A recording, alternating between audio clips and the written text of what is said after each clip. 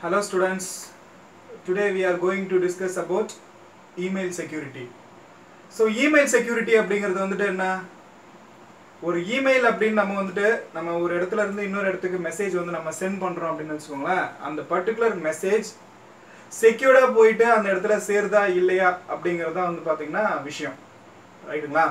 Okay. So அந்த இமெயிலுக்கு எப்படி வந்து செக்யூரிட்டி ப்ரொவைட் பண்ண போறோம் அப்படிங்கறத நம்ம இன்னைக்கு இந்த செஷன்ல வந்து நம்ம பார்க்க போறோம். சரிங்களா? ஓகே.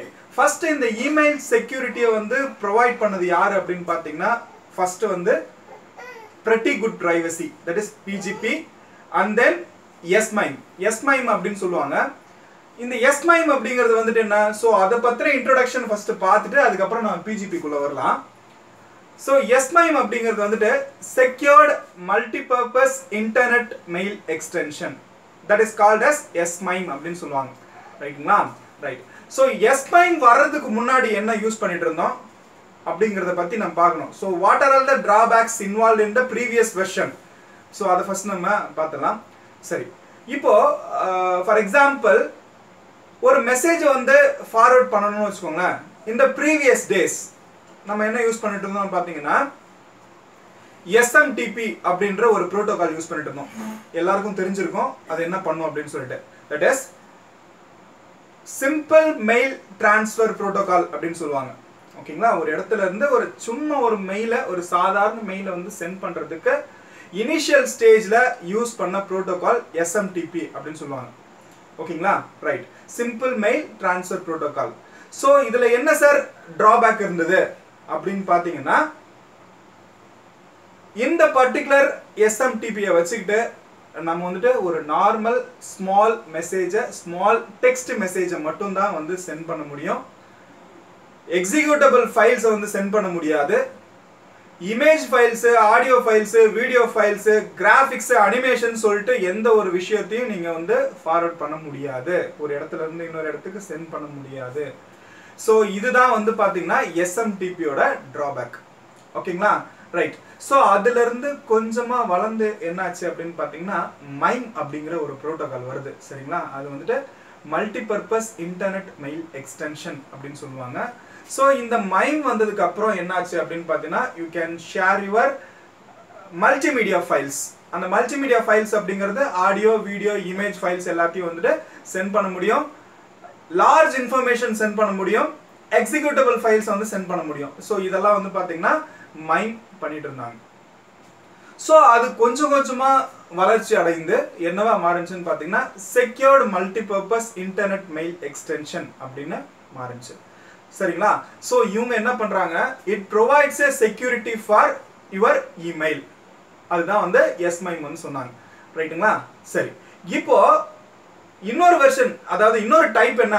இமெயில் செக்யூரிட்டியை ப்ரொவைட் பண்றது S-MIME அப்படின்னு சொல்லிட்டு ஒன்னு இருந்தாலும் அது இல்லாம இன்னொன்னு வச்சிட்டு பண்ணலாம் அப்படின்னு பாத்தீங்கன்னா அதுதான் வந்து பாத்தீங்கன்னா Pretty Good Privacy அப்படின்னு சொல்லுவாங்க. That is PGP அப்படின்னு சொல்லுவாங்க.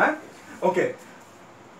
PGP stands for Pretty Good Privacy, invented by Phil Zimmermann அப்படிங்கறவர் வந்து ஃபர்ஸ்ட் இத வந்துட்டு ப்ரோபோஸ் பண்றாங்க. சரி. சோ இந்த PGP வச்சிட்டு நம்மளால என்ன பண்ண முடியும்? எதுக்காக நம்ம PGP யூஸ் பண்ணனும்?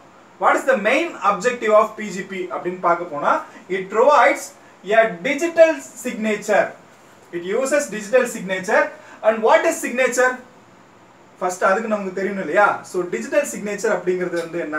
It is a purest form of authentication. Okay, authentication அப்படிங்கிற வேர்டுக்கு போயாச்சு. அப்ப what is authentication? Next question. Authentication is nothing but assurance between the two communicating entities, that is sender and receiver. That is called authentication. அப்போ digital signature வரச்ச நான் ஏன் authentication பத்தி சொல்றேன் அப்படின்னு பாத்தீங்கன்னா it is the purest form of authentication, that is called as a digital signature. ஓகேவா? அப்போ digital signature அப்படினா என்ன பண்ணும்? ஓகேங்களா? சோ ஃபர்ஸ்ட் வந்து பாத்தீங்கன்னா பிரைவேட் கீயை வச்சிட்டு நம்ம வந்துட்டு என்கிரிப்ட் பண்றதும் பப்ளிக் கீயை வச்சிட்டு டிகிரிப்ட் பண்றதும் வந்துட்டு டிஜிட்டல் சிக்னேச்சர். ஓகேங்களா? சோ இந்த ஒரு ரெண்டு விஷயத்தையுமே வந்துட்டு இவங்க பண்றாங்க. சரிங்களா? Okay. It is a combination of hashing and public key encryption. So hashing அப்படிங்கிறது வந்துட்டு என்னன்றது உங்களுக்கு தெரிஞ்சிருக்கும், முன்னாடி சொல்லிருக்கேன். ஓகேங்களா? Hashing is a process. It provides variable size messages is converted into fixed size messages is called hashing. ஓகேங்களா? Right. hashing and public key encryption. So public key encryption அப்படினால தெரியும், both sender and receiver uses different key pairs. It is called public key encryption, right? Okay. It is also provides integrity, non-repudiation and authentication. Authentication பத்தி முன்னாடியே சொல்லியாச்சு. In the non-repudiation and integrity, there is no alteration in the message is called integrity. ஓகேங்களா? Next, non-repudiation. It is a service denial of service. Example, non-repudiation க்கு வந்து example denial of service அப்படினு சொல்லுவாங்க. ஓகேங்களா? That is DOS. Okay. What are all the services provided by PGP? அப்ப என்னென்ன சர்வீசஸ்லாம் வந்து PGP வந்து ப்ரொவைட் பண்றாங்க? Very very important 2 mark question. Repeated question. Okay? First one, authentication, confidentiality, digital signature, email compatibility and finally compression, that is called as zip. புரிஞ்சுதா? Okay. So authentication, assurance between the two communicating entities, that is என்ன சொல்ல வராங்க? இந்த மெசேஜை send பண்ணது நான் தான் அப்படிங்கறத ரிசீவர் சைடு ப்ரூவ் பண்றது, அதுதான் வந்து ஆத்தென்டிகேஷன். சரிங்களா? Okay. Next, confidentiality. there is no alteration in the message, அதுதான் வந்து கான்ஃபிடென்ஷியாலிட்டி. ஓகேங்களா? So protection of data. protection of data அதாவது நீங்க அனுப்புற மெசேஜை எக்காரணத்தை கொண்டு யாரும் ஆல்டர் பண்ண கூடாது, ஆல்டர் பண்ண முடியாத அளவுக்கு சென்ட் பண்ணணும், that is called as confidentiality. Okay. Digital signature already சொல்லியிருக்கேன். ஆத்தென்டிகேஷனும் டிஜிட்டல் சிக்னேச்சரும் வந்து பாத்தீங்கன்னா ஒரு க்ளோஸ்ட் ரிலேஷன்ஷிப் இருக்கு, ரெண்டுமே வந்துட்டு ஒண்ணுதான். பட் இருந்தாலும் என்ன சொல்றாங்க அப்படின்னு பார்த்தீங்கன்னா it is the purest form of authentication. okay. and finally email compatibility. ஓகேங்களா? Last one, compression.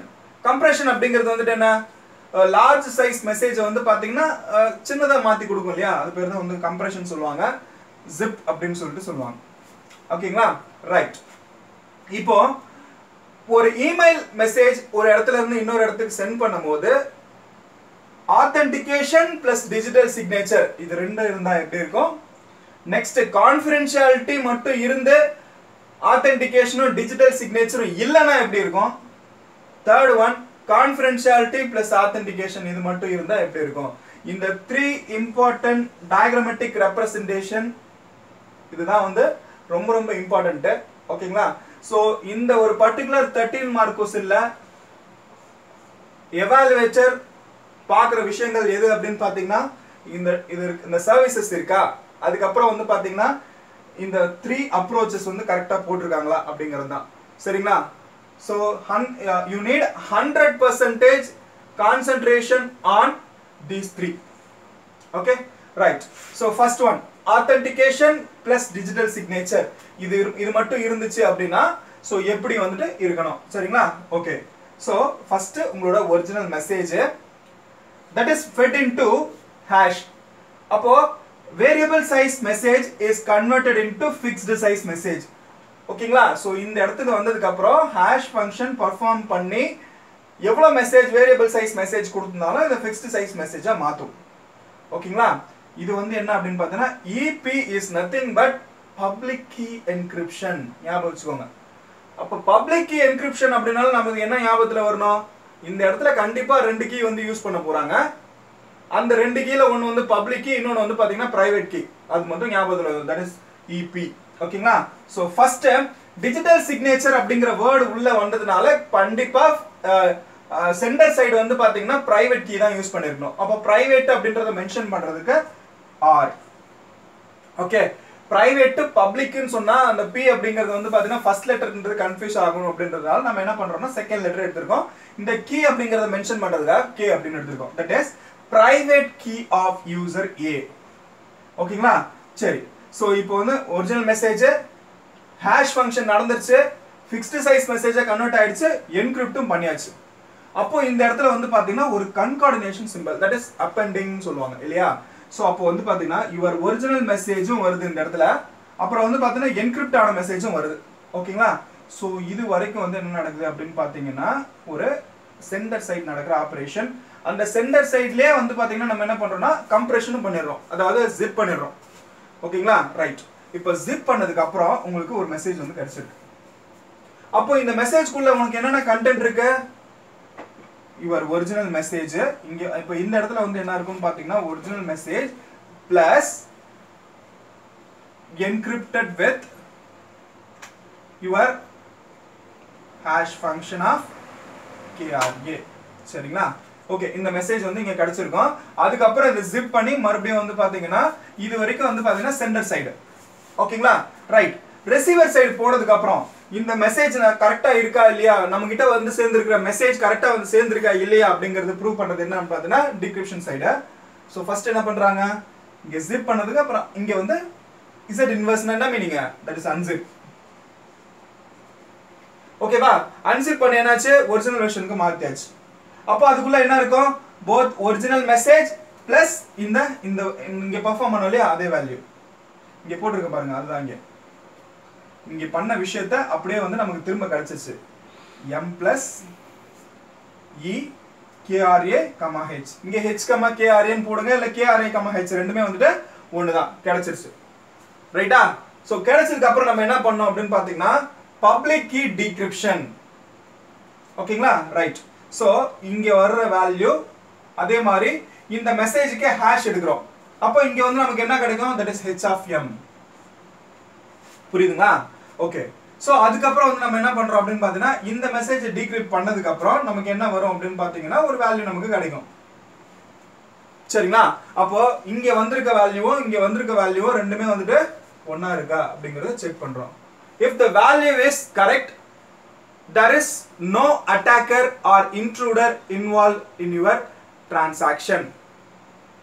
இல்லனா transmission. யாருமே வந்துட்டு அதாவது ஒரு தேர்ட் பார்ட்டி யாருமே இன்வால்வ் ஆகல அப்படிங்கறத நம்ம ஈஸியா வந்து தெரிஞ்சுக்கலாம். எதுவும் ஆல்டரேஷன் இல்லனா, இந்த ரெண்டு வேல்யூவும் கரெக்ட்டா வரல அப்படினா ஈக்குவலா இருந்தா மட்டும் தான் ஆல்டரேஷன் எதுவும் நடக்கலன்னு அர்த்தம். அன்ஈக்குவலா இருந்துச்சுன்னா கண்டிப்பா யாராவது ஒருத்தவங்க இன்வால்வ் ஆயிட்டு அந்த மெசேஜை யாராவது மாத்திருக்காங்கன்னு அர்த்தம். சரிங்களா? சோ இதுதான் இமெயில் செக்யூரிட்டி. ஓகேங்களா, that is PGP பெர்ஃபார்ம் பண்ற first step, that is authentication plus digital signature. ஓகேங்களா, right. Next confidentiality, that is protection of data. அந்த protection of data எப்படி பெர்ஃபார்ம் பண்றது நல்லா கவனிங்க. ஒரிஜினல் மெசேஜ் எடுத்தோடனே ஃபர்ஸ்ட் நம்ம என்ன பண்றோம்னு பாத்தீங்கன்னா கம்ப்ரஸ் பண்ணிடுறோம். கம்ப்ரஸ் பண்ணதுக்கு அப்புறம் public key encryption using KS. ஞாபகம் வச்சுக்கோங்க, secret key. அந்த secret key-ய மறுபடியும் வந்து என்ன பண்றோம்னு பாத்தீங்கன்னா EC பண்றோம். ஓகேங்களா? இப்போ EC என்ன sir? conventional encryption.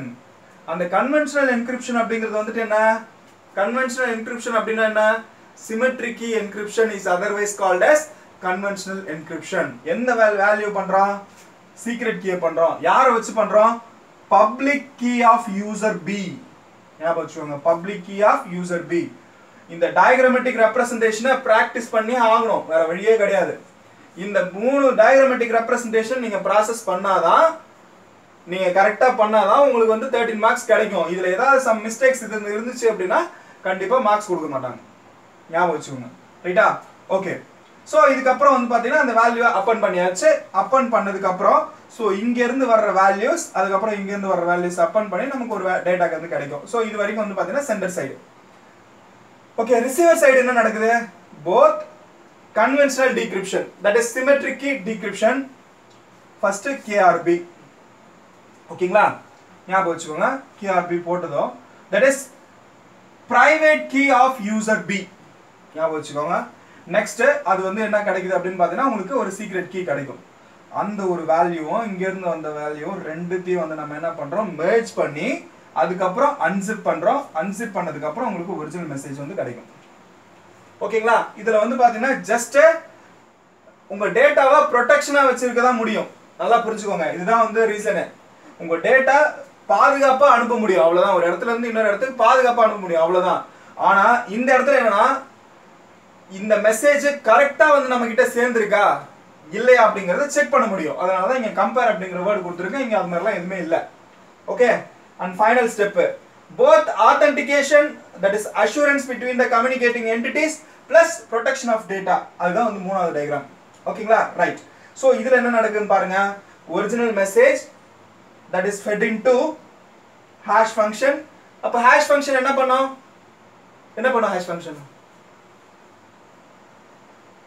variable size message is converted into fixed size message அதுதான் வந்து இங்க நடக்கும் இல்லையா சோ அதுக்கு அப்புறம் இங்க பாருங்க மறுபடியும் வந்து பாத்தீங்கன்னா public encryption EP அப்படினா public encryption EC அப்படினா conventional encryption அப்போ ரெண்டு டைப் ஆஃப் கிரிப்டோகிராஃபியை நம்ம இங்க இருந்து யூஸ் பண்றோம் ஞாபகம் வச்சுக்கோங்க சரிங்களா ரைட் சோ அதுக்கு அப்புறம் encrypted by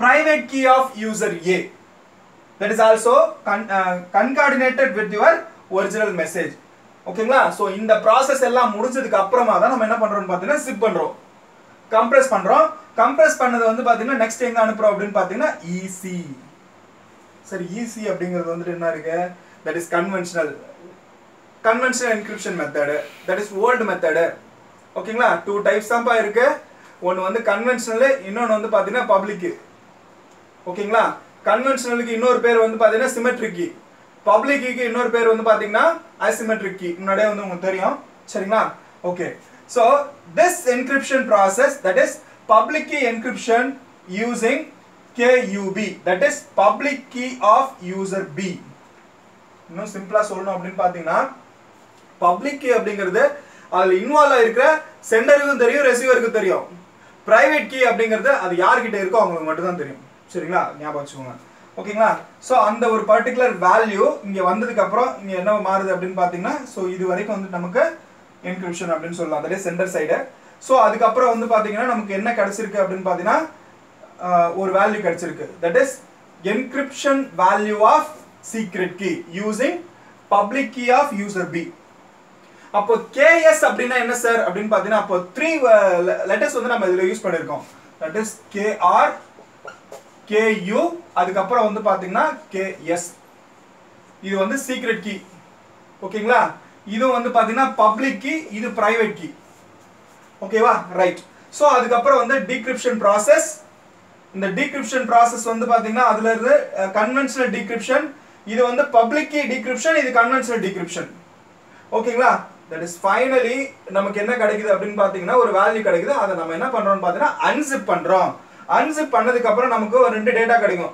உங்க ஒரிஜினல் மெசேஜ் பிளஸ் வந்து பாத்தீங்கன்னா ஒரு என்கிரிப்டட் டேட்டா வந்து உங்களுக்கு கிடைக்கும் சோ அதுக்குள்ள என்ன இருக்கும்னு பாத்தீங்கன்னா EKRA that is private key of user A encrypted with H of M இந்த வேல்யூஸ் வந்து நமக்கு கிடைக்கும் சோ இத நம்ம டிகிரிப்ஷன் process அப்ளை பண்ணும்போது so decryption process அப்படினாலே KUA that is public key of user A அதுக்கு அப்புறம் வந்து பாத்தீங்கன்னா your appended message இது ரெண்டுத்தையும் நம்ம கம்பேர் பண்ணும்போது நமக்கு எதெல்லாம் satisfy ஆகுதுனா both confidentiality and authentication ஓகேங்களா அப்போ email security PGP வந்து நமக்கு என்னெல்லாம் ப்ரொவைட் பண்ணுது அப்படினு பாத்தீங்கன்னா not only for authentication not only for digital signature not only for confidentiality இது எல்லாத்தையும் நமக்கு கொடுக்கலாம் சரிங்களா அப்ப ஃபர்ஸ்ட் வந்து authentication digital signature இது ரெண்டுமே சேர்ந்தா எப்படி இருக்கும் ஓகேவா நெக்ஸ்ட் confidentiality இருந்த authentication digital signature இல்லனா எப்படி இருக்கும்